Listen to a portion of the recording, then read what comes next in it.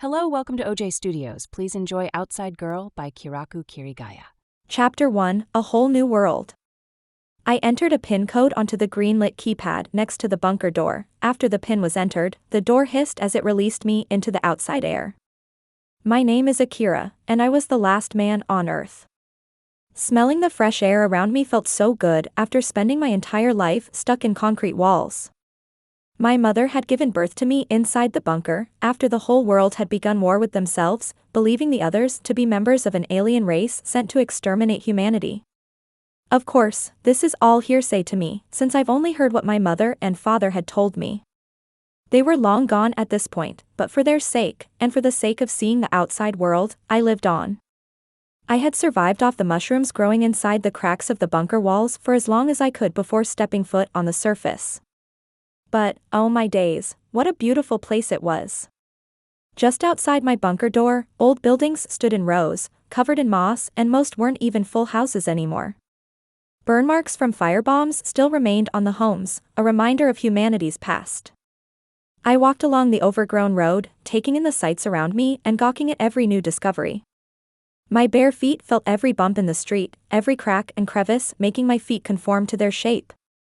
The breeze caught my legs and arms very well in my somewhat well-preserved shorts and tank top that I had permanently borrowed from my now-deceased father. The bright sun forced me to squint as I traveled the path to nowhere. At least I left during the day, I thought, recalling the lack of a working clock inside the bunker. But they say a broken clock is right twice a day, and they weren't wrong. My stomach rumbled. My last meal had been at least a day ago at this point, so I was seriously hungry. I began to enter the abandoned homes and search for any leftover rations as my dad had taught me to do. Yes. I yelled as I discovered a can of something called spaghetti squares in a pantry. Grabbing a nearby rock, I smashed the top of the can open, using it also to pry the entire top out of the way. With that finished, I glanced down at the yellowish squares covered in some red substance. I grabbed the can and swallowed its contents. It was the most delicious thing I'd ever tasted before in my life. The food tasted somewhat sweet, but for the most part it was savory and very filling. After downing the entire contents of the can, I looked for some more to take with me, and some kind of container to carry them.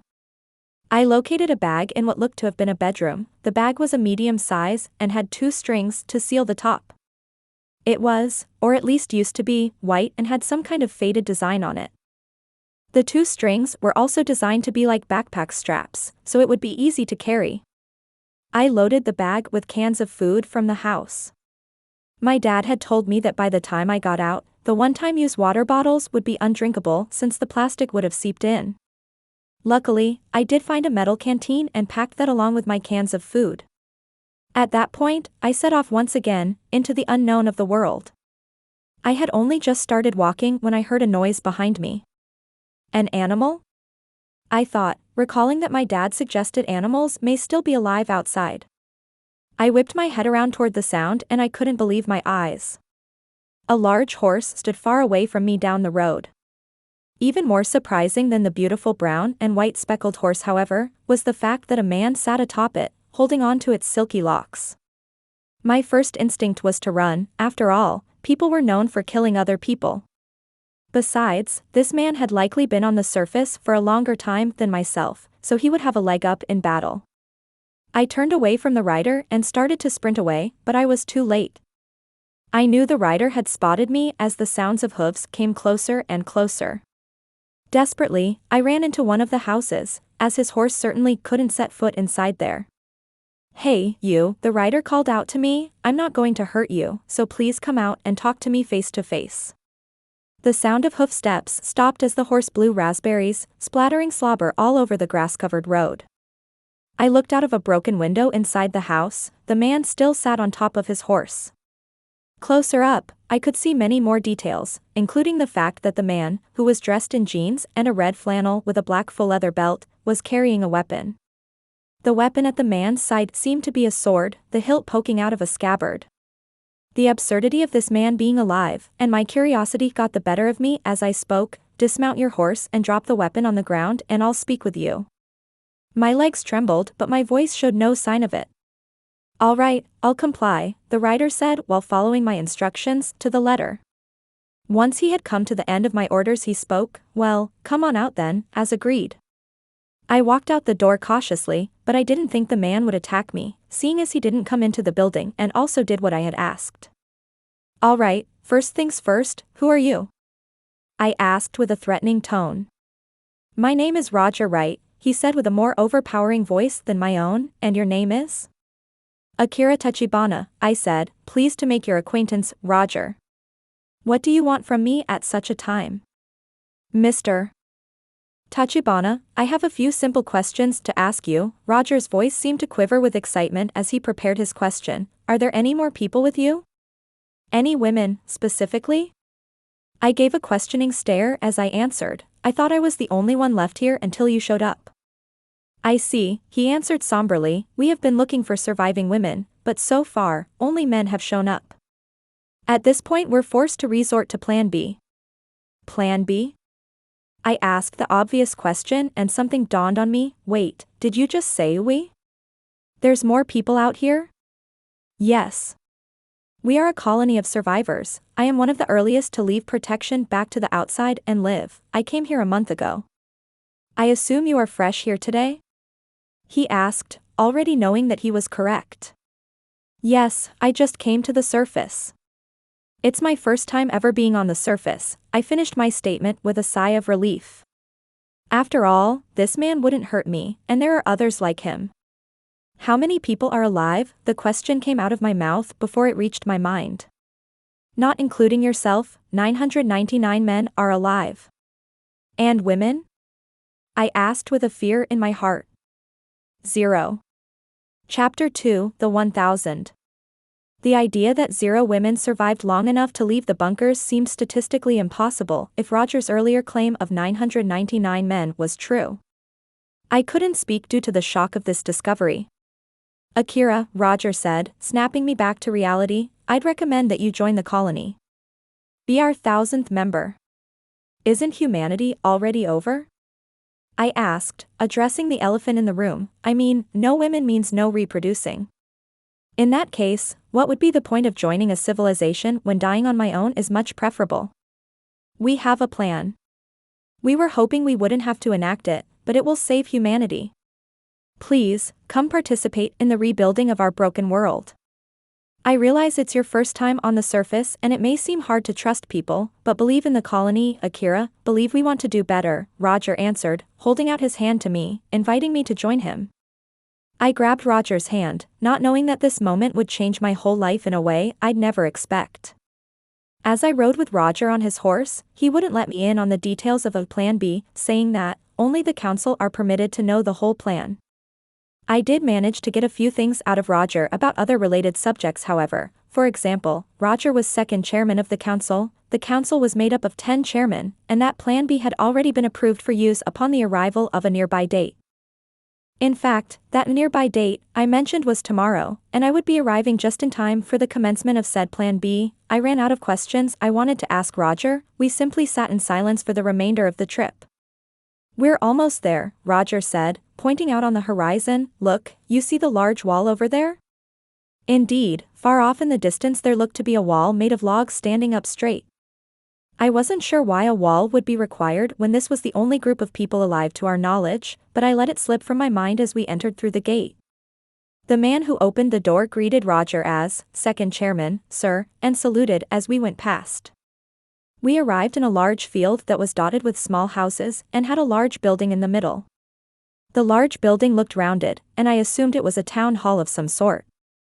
Roger marched his horse directly up to the front door of the large building. We both dismounted and Roger tied up his horse. The men were focused on their tasks and only gave a few passing glances to me as Roger opened the door to the building. Come in, he said, gesturing for me to walk in the front door of the building. I entered and found myself in some kind of reception room. The man at the counter was an older man. He looked to be about 60 or 70 years old. Second chairman, sir, he echoed the earlier man and gave the same salute. Rothgard, Roger said, I have brought another survivor here, please register him and show him to a guest room. As you command, sir, the old man, presumably Rothgard, spoke in a low volume but with a resolve unlike any other. Right then, Akira, Roger said, I have to get to work in preparation for tomorrow, allow Rothgard to help you from here on out. Roger went to a door in the back of the room and entered, shutting the door behind him with a light thud. All right, kiddo, Rothgard began, let's get you settled in here real good. Rothgard pulled a paper out of the counter and put it on top. Do you know how to read and write? He asked while looking me up and down. Yes, I was taught that much, I answered and walked toward the counter, picking up a nearby pen. I filled in all sorts of information, stuff like estimated age and of course my name. As I was about to fill in the gender section, Rothgard stopped me. Leave that one blank for now, will ya? I looked at him confusedly as he took the paper from me and signed the bottom. He obviously noticed my confusion and said, we don't fill that one in, seeing as we're all men and all. This comforted me enough to accept it. Let me lead you to your room, Mr. Tachibana, he said, reading my form, we'll get your citizenship sorted in a jiffy so don't worry about that. Rothgard led me through a door on the opposite side of the counter that the door Roger entered was. Once we came to a door marked 05, Rothgard stopped. He pointed toward the door and said, that's your room, curfew is 5 p.m. and you've got to be up and out in the courtyard by 7 a.m. What time is it right now? I asked, having never seen a working clock. Well, it's right about 4:55 p.m., so I'd recommend getting settled for the night. Big day tomorrow after all, with this Plan B business, Rothgard answered with a smile, the clock in there should be easy to set, so I'll leave it to you. Rothgard turned and exited the hallway through the same door that we had entered. At this point I was exhausted from my first day on the surface, a lot had happened after all. I threw my bag on the floor and set the clock successfully to wake me up at 6:45 a.m. After that I jumped into the bed and closed my eyes, falling asleep with ease. I woke up to the sound of the alarm blaring for me, rubbing my eyes, I hit the top and stopped the noise. I rolled out of the bed and looked at the time, 6:53 a.m. I had slept through the alarm for a good long while. I opened the door and walked down the hall at a brisk pace, opening the door at the end and looking over at the reception counter. The counter was empty, I assumed Rothgard was waiting in the courtyard till 7 o'clock. As I entered the courtyard, I had arrived last of all the men. To my surprise, as I walked over they all started chanting, 1,000. 1,000. 1,000. I stood in the courtyard and joined the chant. When the people whom I assumed were the councilmen took the stage that was positioned in the front of the crowd, everyone stopped chanting. A man stepped forward from the other 9 people on stage. Hello, as most of you know, I am head councilman James Johnson. He stopped mid-sentence to look around at the crowd. I am here to explain to you what we have been calling the Plan B. This plan will restore the human race using rediscovered technology capable of altering human DNA. All men who are 35 years or older please step outside of the crowd. What looked to be about 200 men left the courtyard. Right then, we are left with 790 men who will be affected by Plan B. You 790 will participate in mock duels against each other, the lowest ranked 395 of you will be forcefully volunteered for Plan B. All 10 councilmen will be participating in the mock duels as well, we will not receive a free pass. Those selected for Plan B will be transformed into women using the technology we recovered. Am I clear, men? Chapter 3. The 395. Not a single second was spared as the men cheered loudly, not one person seemed to be upset by this plan, but I certainly was. I needed to get into good shape to land myself in the top half of the group before the fighting began. One more thing, the head councilman continued, everyone will have their match today. Winners will be in the top half, while losers will be in the bottom half. Those of you who are considered to be strong will be paired against another man who is considered to be strong, and weaker men will be paired with those who are weaker. Our new man, Akira Tachibana, will be considered a stronger man due to his given description and build. The last sentence cut through me like a sword. I'd be fighting today, and my opponent would be someone who's considered strong in the colony? I'd never fought before in my life. The head councilman went on to say, Mr. Akira Tachibana, second chairman Roger Wright has volunteered to train you for a period of 1 hour. Everyone's fights will begin at 10 a.m. Your opponents are posted on the community board.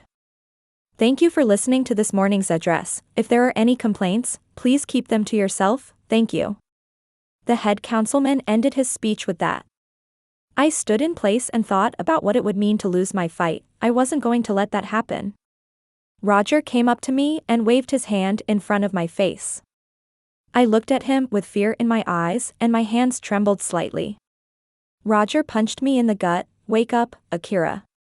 You won't win your fight without drive and determination. As I recovered from his punch, I told myself that Roger was right. I needed to get a hold of myself.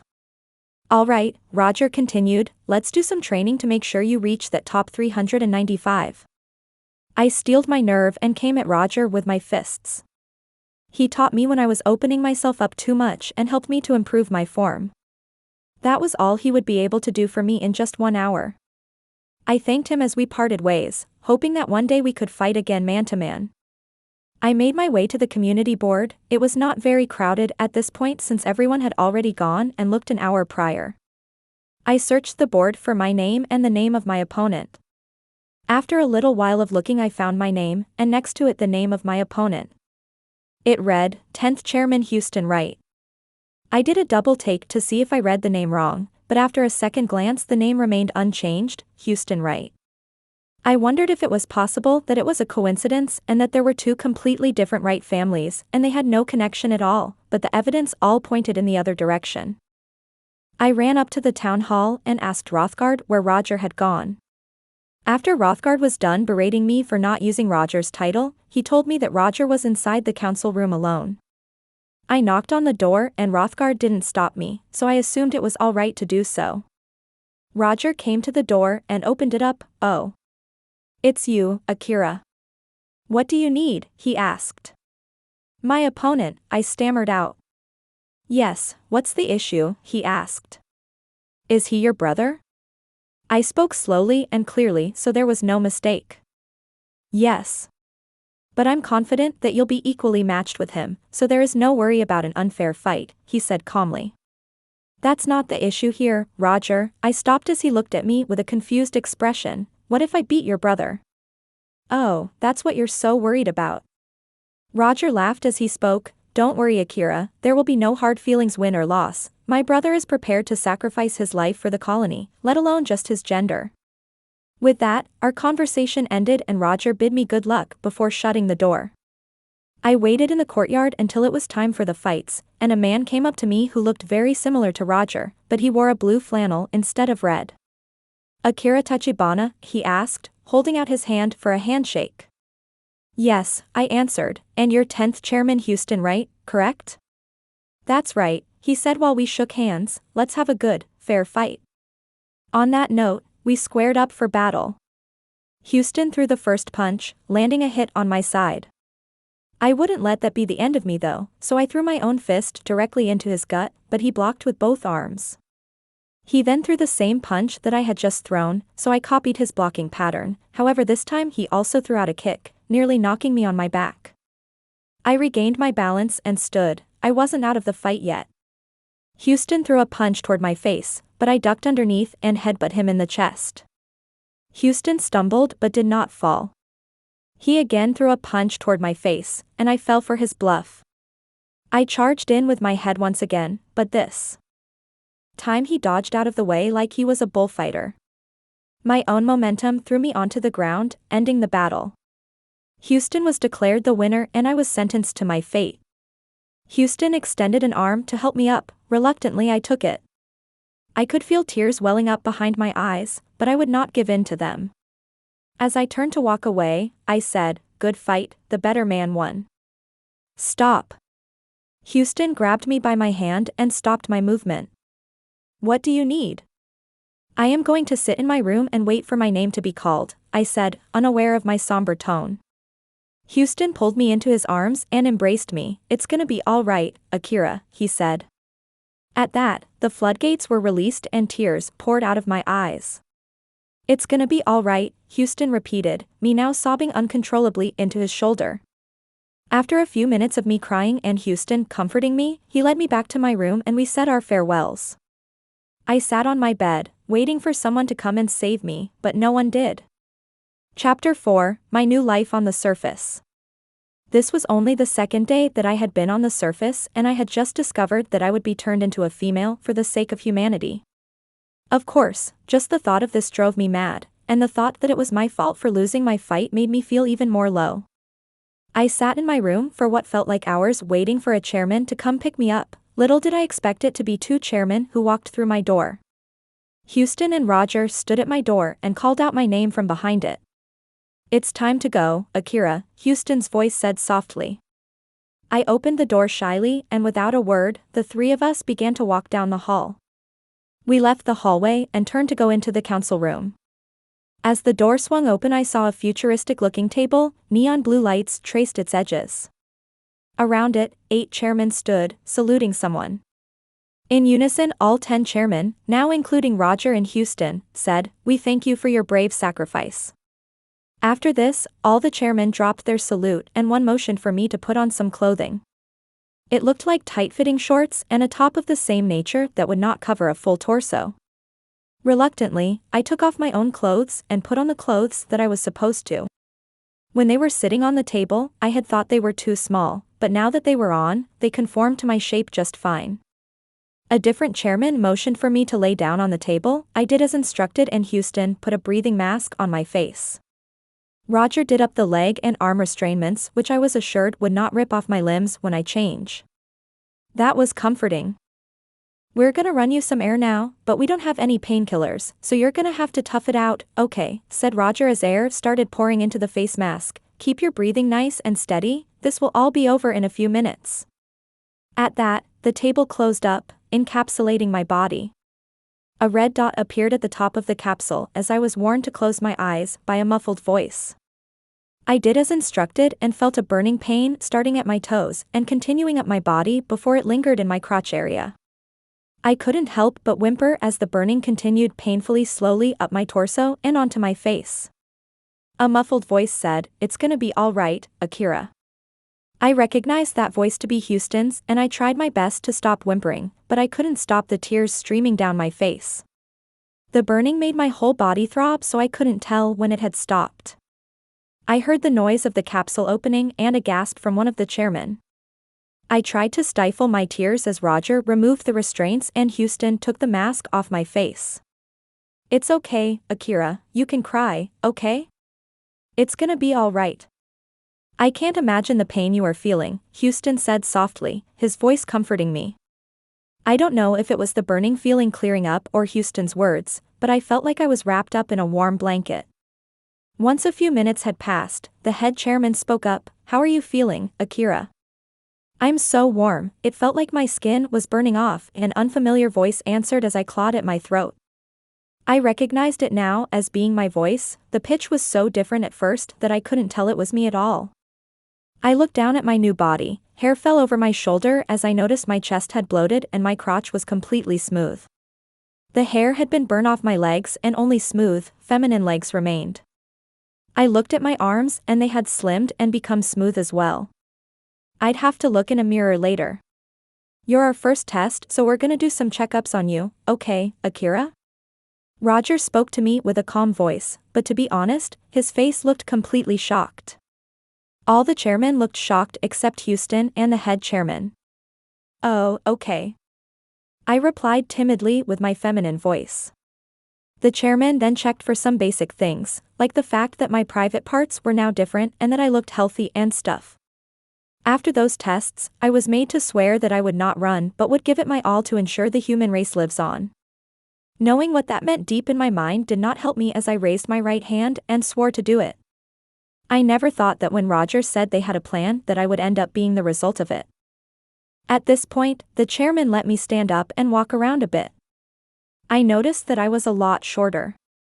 Previously, I had been around the same height as Houston, but now I only reached the top of his shoulder at the top of my head.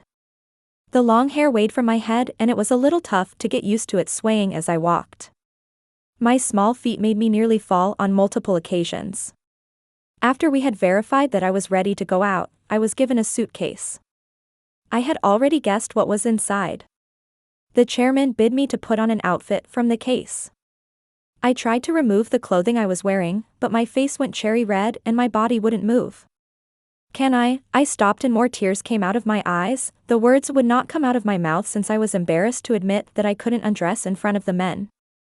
I'd never had this problem before. I was just fine undressing in front of my mother and father and even the chairman just moments earlier. Now, however, the sense of embarrassment was so overwhelming that I just couldn't do it.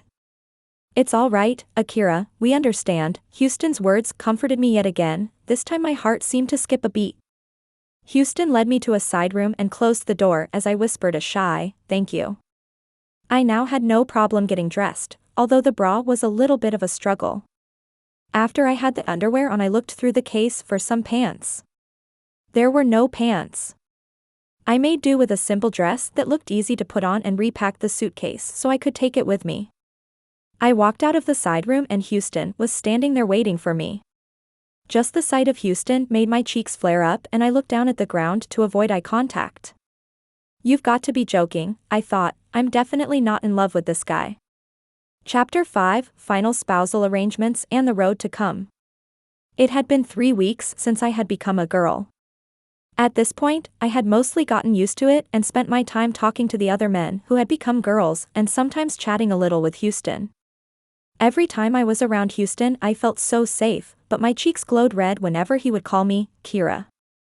Kira was the name that I ended up with since I let the chairman decide because I wasn't too keen on picking a girly name for myself. In the end, all they did was take one letter off my previous name, but it made such an impact on me every time someone used it. I had become pretty close with one of the other girls whose name was now Ria. Ria wouldn't tell me her previous name, nor would I like to know. To me, Ria was just Ria, my new friend and ally through the storm to come. On this particular morning, it was a week from the day the last man was transformed. We all met in the courtyard at 7 a.m. as usual. Many of the women were chatting with each other until the chairman took the stage. Not a single one of them had lost, as to be expected of the leaders of the colony, but it still made me jealous nonetheless. I saw Houston smile in my direction as he took his seat and I couldn't help but stare at the ground as my face burned red. The head chairman took the center stage and looked over the crowd. Now 395 women mixed with 605 men. When the head chairman separated the same demographic of men he had during the meeting for Plan B, I knew something was up. Attention, please, he called out to the 395 men and 395 women in the square. Everyone went silent. As you all know, Plan B was a great success. It didn't turn out as expected for some of you, and your bravery and sacrifice has been a great service to our colony. However, Plan B was not enacted for some fun reason. Plan B is to cultivate the human race once again. In the light of that, from this very minute, you women can choose your spouse from among the 395 men standing before you. Both parties must accept, sign, and turn in the approval form within 24 hours. Any persons who do not choose a spouse within this time period will be assigned one at random and both parties will be required to sign and accept. The crowd erupted with the noise of people condemning this time period. However, the council did not alter their decision. Instead, the head chairman continued, I realize this time period may not be convenient for everyone, especially the more recently changed. In spite of that, the council's decision stands. Please choose for yourself a spouse and submit the form within 24 hours. Thank you. The head chairman's resolve to not back down silenced the crowd. In the end, the whole colony conceded to the council's decision. I thought only about who I was to choose, not about the time limit that was set. Whenever I thought of who I'd be okay with marrying, Houston's face kept coming to mind. I was sure that another one of the women would appeal to Houston more, since I believed the other women to be much more attractive than myself. Simply the fact that I was comparing my prettiness to that of other former men made me blush red. Houston's smile in my mind made the fire in my cheeks burn 1,000 times brighter. Finally, I had decided that I would at least go ask Houston, but I knew it would be extremely hard to do. I left the courtyard and went back to my room. After contemplating all day long, I searched through my dresser, which had been filled with the clothes from the suitcase. Picking a nice-looking dress, I laid it on my bed. I had second thoughts about asking Houston to pick me, but I overcame that as I stared at the dress on my bed with my bright red face. I made up my mind that I was doing it and I wouldn't back down. Just like I tried with my all during that fight and failed, I'd try my all at this and accept that failure was likely. I undressed and put on the nicest underwear I had, even though Houston wouldn't see them. It felt right. After that, I put on the dress and went to the front to ask Rothgard to tie up the back for me. Are you going to do what I think you're going to do, Ms. Tachibana? Rothgard asked with a mile-wide grin. At this point Rothgard had become kind of like a grandfather to me. My silence and blushing face was a clear enough indication to Rothgard that he was correct in his assumption. Good luck, Kira. You won't need it. Rothgard said sweetly and gave me a kiss on the cheek. Go get yourself that man. With that encouragement, I went to find Houston. I searched around the courtyard and saw him standing by himself, looking at the stars. I walked over to him, my heart beating 10 times for every step. I tapped him on the shoulder, startling him. He turned to look at me and smiled, making me blush. That's a really nice dress, Kira, he said, holding his smile. If I wasn't talking about a chairman, I'd have said that Houston was a little rosy in the cheeks himself. You look beautiful. Thanks, my voice quivered. Houston. Yes, he responded sweetly. Will you? I stopped. Will I, he asked, still grinning. Will you sign my spousal approval with me? I said under my breath. Kira, he spoke with a slight vibrato in his voice, I'm not sure what you said, but listen to me, I don't know if it's too early to say this, but... What is it? I said hastily, with so much hope lingering in the background of my small voice. I think I love you, Kira. Will you marry me? Houston spat out the words and his whole face became red. Yes. I cried out the word and hugged Houston around the waist, putting my head sideways against his chest. Kira. Will you kiss me? Houston asked, holding me tightly. Why? Yeah. If you're okay with it, I'd love to, I said timidly. I had never dreamed that I would be kissing a man, but before I knew it I was standing my tiptoes and feeling the warm lips of Houston right touching mine. I love you too, I whispered to him in between kisses.